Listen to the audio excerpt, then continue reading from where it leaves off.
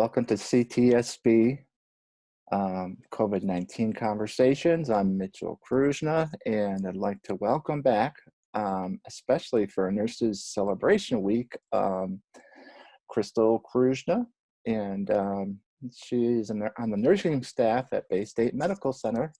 Welcome, Crystal. Thank you. Hi, how are you? Good. Describe like your position on the nursing staff at Baystate. What what you do, basically. Sure. I've been a nurse there for just about 15 years. I'm on the flex team, which is the team that fills the holes in the hospital. So we travel to all different levels of care. My team covers psychiatric care, pediatric nursing, medical telemetry, intermediate care, which is my level, and all the way up to ICU and emergency department care. So we're everywhere, and our hands are in a little bit of everything that happens at Baystate as far as frontline nursing care. Well, that's amazing how you can cover different places and according to the level of care needed. So have you been working primarily with the COVID-19 cases, or you've been floating on different areas, or? Most of my team has been designated to the COVID units that we've developed. We do float off as necessary. Sometimes a higher level of care will be short, and we should go there to fill the holes and take care of all of our patients.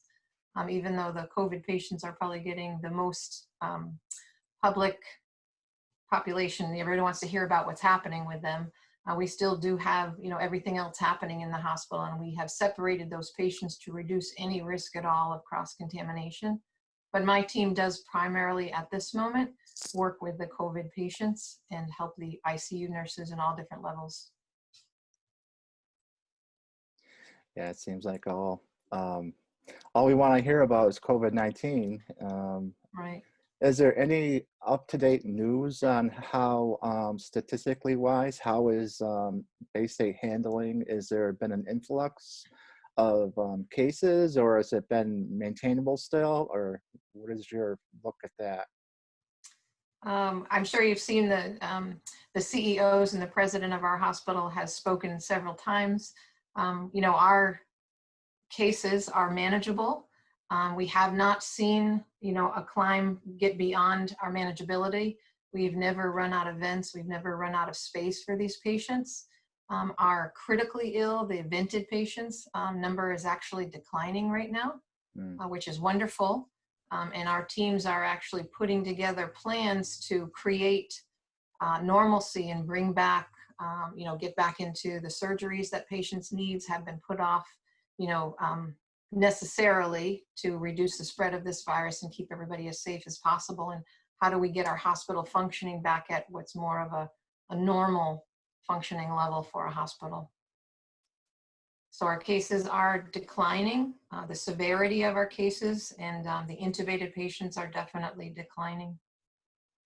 Do you think that's a big part of because of people have been staying home and kind of obeying the governor's orders to stay home? And I'd like to think that's a huge piece of it. If we do the right thing, wear our masks, wash our hands, stay out of big socializing atmospheres to reduce the risk until we can gather as much data as we can about this virus, how to control it, how to treat it, maybe even how to create a vaccine for it. It's huge. And everybody doing their part, whether they work in the hospital or are one of those people that stays home to help keep that down, it's huge. And I do believe that that's a big piece of it, my personal opinion. Okay, like in your personal opinion, do you think May 18th is a realistic date set to get people starting back to work and their normal lives? It seems like it would be, a date to look at right now. But how much data we'll have gathered from now even to then. We're watching other states opening up. We're watching how other populations handle that. We'll have, so much more data to work with. Our governor, I think, has done a great job in being cautious and realistic about his expectations and requests of the public and shutting our state down, so to speak. I think it's a great date to look at. And he actually moved it back, as we all know, which was based on data. And his goal is to keep our state as safe and be able to function when everything starts lifting as fully as we can. Mm, So sometimes we have to do what's right. We don't like it. yeah. In the long run, it's worth it. Yeah. I see the cases in Massachusetts, I think 69,000 who have been infected. About mortality, the deaths have been about 4,000. Seems like most of it is out near Boston area. And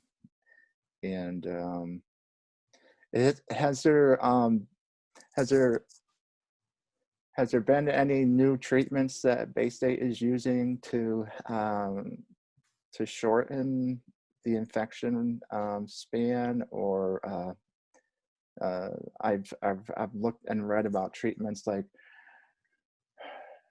Redemsivir, I think it's called. Or am I spot? That's the new one in the public, yeah, the new one Yeah. that's being talked about. Whether or not we're using it, I personally haven't seen it. Doesn't mean that Okay. we are not using it. Doesn't mean we're not looking into the studies about using it and which Mm, patients would be the most um, correct patients to try to use that medication on, but I couldn't confirm that we okay. aren't using it. But I know that our teams that are the head of, what we're going to do and not do and creating the right plan for these patients are, looking into everything. They're honestly looking and studying all the data and information that comes in, and using real evidence-based practice guidelines. Hmm. And I've also read about high doses of vitamin C and D and zinc. Have you had any experience, using those vitamins to help boost the immune system? Well, they're common vitamins for patients to get anyway.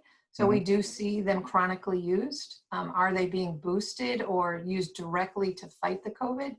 I'm not really sure on that, but it is very Hmm. common for most patients to be on those. We know that those vitamins are very helpful to the body in general. Hmm. Um, so, has anything changed in the supplies shortage? Is there any shortages? And with are you finding that you have enough masks and gloves and gowns? Yeah. Right now we're doing very well, I think. We're very cautious with what we're using. We've started getting in gowns that are cleanable, sterilized so that we can reuse them again. Mm, They've come from all over the public making them for us. We've actually gotten some, I believe, from the Ford company, made out of the same material they make airbags out of, which is just kind of a unique thing to think that that's what you're wearing is an airbag. But it does the job, and it does the job well. So we can wash those and reuse those again safely and effectively, which is perfect. We're getting a lot of donations for the N95 mask, different styles. The challenge with that is the staff constantly has to be refitted for these new types of masks so that they fit properly and do the right job for what we need. mhm, Um, but everybody's working together, and some of the masks are able to be refurbished. Same person uses the same mask after it's been cleaned and can be used once or twice mm, before it has to be discarded, which is wonderful as well. mhm. So a lot of what we're doing is based on preserving and gathering more material so that we don't ever run out in that aspect. So so far it's working.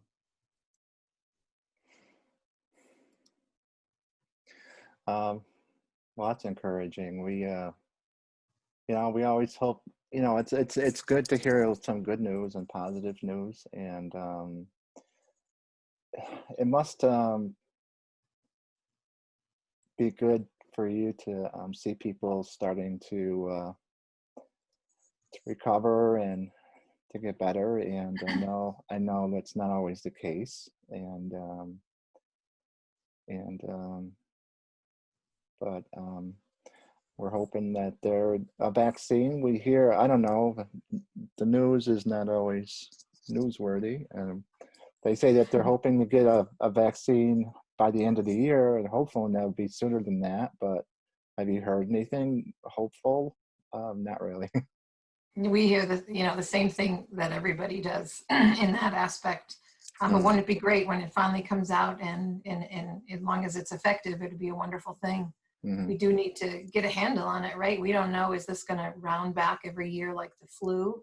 What is going to be the pattern of this virus in the world, in our country, in our community? Mm-hmm. So it's frightening, but we have to face that and really think about how we're going to live with this COVID-19.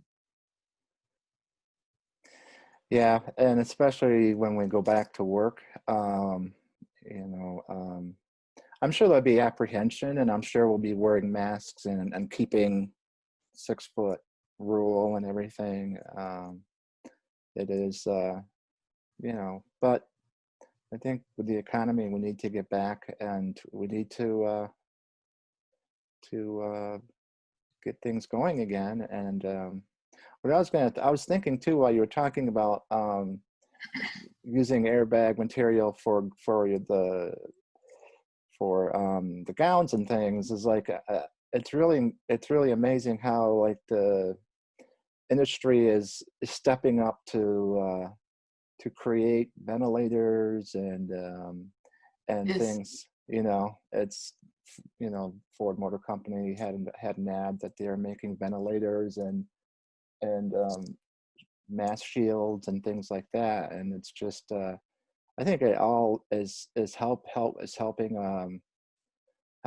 to keep the supplies with the demands that are needed, and so it's really encouraging to see people pulling together and working together to get this thing under control, so we can get back to well, I don't know if everything will be normal for a while, but I think we'll have a new definition of normal for a long time. Yeah, definitely. We'll see. Mm-hmm. So I know you do long shifts, and talk a little bit about what it's like going from your shifts and dealing with the virus, and trying to keep the contaminants down, and then transferring back to home life, and what you do to kind of keep as keep your home free of any kind of contaminants and things like that. Right. So well, my typical work day, I leave the house about 5:45 every morning. mm-hmm. And if I get out close to on time and everything goes well, I'm home about 8:30, 8:45 p.m. Generally our nurse population does 12-hour shifts. Bedside nursing does 12-hour shifts, either 7 to 7:30 or 6 to 6:30 are the primary times. There are differentials in between, depending on what unit and area that you work. And I always leave the house with what I'm going to wear for the day at work. I wear out the door. I have my own personal shield my husband purchased for me. It's for weed whacking, but it does the same thing, and it's a little more durable, and it makes him feel like I'm a little bit more safer because I'm using that particular shield. And I always bring a change of clothes that I'm going to change into before I leave the hospital. Off the unit of COVID patients, obviously, but I change into something different. The clothes I wore at the hospital, I put in a bag that can also go in the washing machine. So the only thing I'm coming into the house just at the doorway is the shoes I wore, which I have bleach wipes right at the doorway, and I bleach them down. And then everything I have on, even though I haven't really worn it in the hospital, and what I brought home go directly into the washing machine. They're washed by themselves, and I shower before I greet anybody in my house, not even my dog, just because. And then after I'm out of the shower, I have a chair in the living room that I sit in, and my husband sits on the couch. We don't even really sit next to each other right now. And then we talk about our day before I fall asleep. And I usually fall asleep on him, unfortunately, after a long day of work. So he's putting up with all of that, which is wonderful. The other change that we've made, my husband has a little bit of lung issues, and so we no longer sleep in the same bedroom again, just to protect him from my possibility of maybe having the virus and not particularly having symptoms, and would not want to spread that to him. So our life has changed quite a bit at home. And that's how we spend our days on the days I work. We're seeing some simple things we just don't do anymore. I don't kiss them goodbye Mm. anymore like I used to. I don't get to kiss them hello when I come home like we used to. Oh, Doesn't mean we don't say that I love you, but it's different. And yeah. it's sometimes it's just an odd thing. It feels odd. It doesn't feel right, but it's necessary right now. We together feel that that's necessary. Hmm. Yeah. Like I said before, you're my sister-in-law, and my brother is, Nathan, and it's, worry, and it's, in a way, it's good. You're taking precautions and things, but it must be hard. And um, but we hope that soon that we'll be able to get back to a somewhat normal way of life. And so I know that you had to postpone some plans. I did. Your Yes. daughter's wedding, Yes. and so what's going on with that, and what's the Yeah, it was quite a decision to make for them. Obviously, the large wedding that was planned had to be postponed. mm, It was generally, the state was shut down and facilities were not allowed to even have this. It wasn't really a decision made by us. mm, So we transitioned to a small, a 10 to 15 close family wedding at the house, and the realization that was probably pushing the limits of what was mm, asked of us by our governor and to keep everybody safe. mhm, So the kids together themselves made the decision to simply postpone the wedding. mhm. And when we call it the world opens up, the state opens up, we will start planning. It might be fast and furious. And most likely we will do the best we can with a wonderful, beautiful backyard wedding here in the country and go from there. So it Yeah, was difficult for them, sad for everybody involved, but this way everybody will be able to be involved and celebrate with them when we can. yeah. So that's the plan. So we're hoping that I know. It's a that'll plan be really without a plan. yeah. Well, we'll have some nicer weather. It just seems like it's been really cool lately, and so oh, they said that the heat and humidity and sunlight are good killers for this virus. So we gotta spend.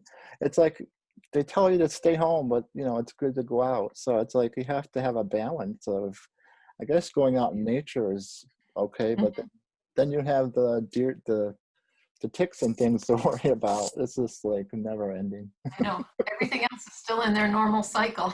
They didn't go on hold for the COVID-19 virus like we did. Yeah. Yeah. So so yeah, it's been hard not seeing everybody, and just talking and on the phones and chatting on Facebook and things like that. You know, I guess I'm too old to use Instagram and things, so I don't use that. But Yeah. I don't either. I just recently rejoined Facebook just for the purpose of connecting with people. yeah, Uh, yeah. And I, it was good. It feels good to kind of see people are doing okay. And it's kind of good to know that people think like you think. You're not alone in your worries or your fears or mhm. your anger, even at some of what's going on. It's good to feel that there's some camaraderie with Yeah, what's it's going on. true. Yeah, we're Yeah. not alone, and it's like sitting Hmm. home. And but have you done any like driving and outdoor activities with going out and enjoying a little bit of driving or riding at all, or you? Well, just this week we were able to just take a nice drive. My husband and I, we have a three-wheeler, a Yeah. topless three-wheeler. So it uh, was nice weather. Both finally had the same day off, and it wasn't raining. So Mhm. we would just went out for a nice drive, just around areas that we normally would stop and do something. We just took a nice drive, got a little sunburn on the nose. So it felt good. That's It good. felt good. Yeah. That's So that's probably the biggest new thing we've done in the last 6 weeks. We're working on the yard like the yard's never been here. All of a sudden, it gets this great amount of attention. Oh, I have to get some ambition and clean around here. It's just uh Hmm. You always think there's one more thing you could do, and then you realize, well, I really can't go do that. So I guess the yeah. yard gets it. Yeah. I know Jonah, my son goes out fishing a lot, and I think it's Oh, mostly just to get out of the house. But I he yeah. I should go fishing with him because I used to enjoy fishing, and Yeah. We uh, all did, right? yeah, I know. Something you could go do. It was relatively safe, and you really can do it with practicing super social distancing. So works out great. Uh, Yeah. yeah, my 17-year-old doesn't he'd take his own car anyways because he won't drive with me anymore. He likes his freedom, but so so so any final thoughts on how you're seeing things and where we're going, or do you think it's we're getting in a better place than we were a month or so ago, or We have to be. I mean, we just know so much more. And knowledge is power. It's a way to get a handle on what's going on and how are we going to open this country, this state, our area. How are we going to get back to having some lives that aren't dictated by a virus? mm, So we're in the right direction. Everybody has to just be patient. There's going to be steps to it. We closed down quickly, but we know we can't open up like that. Everything's going to have steps. It's going to have a process, and pay attention, and people should just really try to understand the reasoning behind what's happening and the slowness for the opening up, so to right? speak. Hmm. We just can't open up as fast as we closed, Right. because we have to keep everybody safe. This has potential, right, to rear Hmm. its ugly head and take control again, and we don't want that to happen. So it's going to be a slow process, and people are going to have to bear with it for a little bit longer. Hmm. I know that I'm a lucky person saying that my personal income, hasn't changed because I still work every day plus. Hmm. And I know that's not something that everybody can say, but we still have to be patient. Hmm. Everybody has to be patient. That's my bit of advice. Well, thank you, Crystal. And maybe we'll check in again and see how things are going. We'll just play it by ear, and it's always good to to hear how it's going from the medical profession, and how because you're on the front line, it's a little bit of everybody's kind of interested in how things are going out there, and so we'll take it a day at a time and be patient with one another, and keep our chin up, and Mhm. look That's look right. Stay in touch with everybody. You can be do it. be positive, right? Yeah. So, Crystal, we thank you for joining us again today, and my name is Mitch Kruszyna, and have a good day. Thank you. Yeah. Bye.